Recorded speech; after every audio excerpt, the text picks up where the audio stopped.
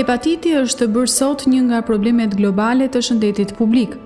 Ai prek qindra miliona njerëz në mbar botën, duke shkaktuar sëmundje akute dhe kronike dhe vrasjen e pothuajse 1.4 milion njerëzve çdo vit. Rreth 250 milion njerëz në botë kanë infeksion kronik të hepatitit B, ndërsa 150 milion të tjerë janë bartës të hepatitit C. Është konsideruar si epidemia e heshtur, pasi shumica e njerëzve nuk e kuptojnë se janë të infektuar. Me kalimin e viteve, infeksioni përparon ngadalë në sëmundje të rënda të mëlçisë. Në Shqipëri, afërsisht 1 në 10 njerëz është bartës i hepatitit B dhe C. Në ditën botërore kundër hepatitit, në 3 prej poliklinikave shëndetësore është ofruar testim falas si një mënyrë sensibilizimi për popullatën në risk. Testimi ose analizat të cilat na çojnë drejt diagnostikimit hepatitit B ose C është një analizë që kush ka nevojë e bën gjatë gjithë vitit. Kjo bëhet pranë drejtorisë higjienës. Ne kur kemi rastet që na vinë, është një analizë që ajo bëhet gjatë gjithë vitit. Për çdo që ka nevojë, kuptohet falas.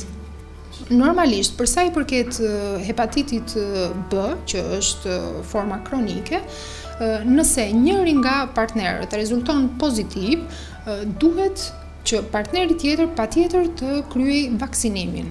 Vaksina ekziston në treg, është një vaksinë që bëhet me 3 doza dhe që mbron shumë mirë nga forma e hepatitit B. Periudha e inkubacionit të hepatitit B është mesatarisht 90 ditë. Virusi mund të zbulohet 30 deri në 60 ditë pas infeksionit.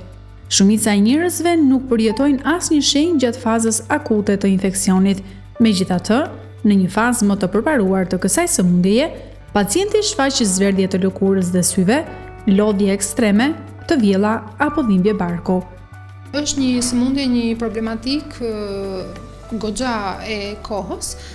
Simptomat dhe shenjat e hepatitit ato klasiket janë kryesisht me një mungesë oreksi, me këputje, pacientët ankojnë dobësi, pra shenjat e përgjithshme. Por ka edhe shenja laboratorike, analiza laboratorike, të cilat edhe ato psojnë ndryshimet përkatëse.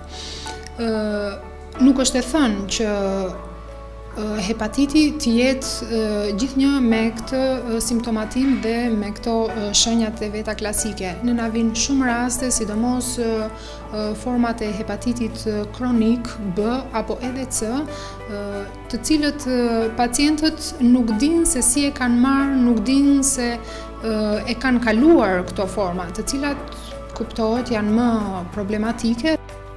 Por cilat janë shkaqet dhe mënyrat e transmetimit të kësaj sëmundjeje? Hepatiti A, forma e hepatitit A, forma akute që i quajmë ne, ajo është merret kryesisht nëpërmjet duarve të palara, ushqimeve të kontaminuara me këtë lloj virusi. Kurse format kronike, hepatiti B dhe hepatiti C, merren kryesisht nëpërmjet gjakut, nëpërmjet interventeve të ndryshme që pacienti mund të kryejë dhe i është dashur që të marrë gjak, që është i kontaminuar me këtë lloj virusi.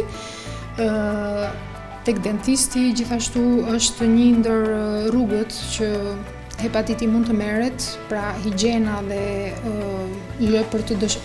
higjiena lë për të dëshiruar. Edhe pse barra e sëmundjeve të lidhura me hepatitin është shumë e lartë, shumë njerëz nuk janë të ndërgjegjshëm për ndikimin tronditës të këtij infeksioni në shëndetin global. Trajtimi i hepatitit mund të kushtojë mijëra dollar në vit dhe nuk është në dispozicion për shumicën e njerëzve në vendet në zhvillim. Vaksinimi është një nga mënyrat për të parandaluar infektimin prej këtyre lloj virusesh. Aktualisht, ekziston vaksina vetëm për hepatitin A dhe B. Vaksina për hepatitin E është duke u testuar dhe ndërkohë është bërë progres lidhur me vaksinën kundër hepatitit C. Një punë e madhe bëhet nga organizatat jo qeveritare të kryesuara nga Organizata Botërore e Shëndetësisë për të siguruar higjienën, ushqim dhe ujë të pastër për një mbrojtje të mirë kundër hepatitit A dhe E, ndërsa fushata ndërgjegjësuese zhvillohen në të gjithë botën edhe për parandalimin e hepatitit B dhe C.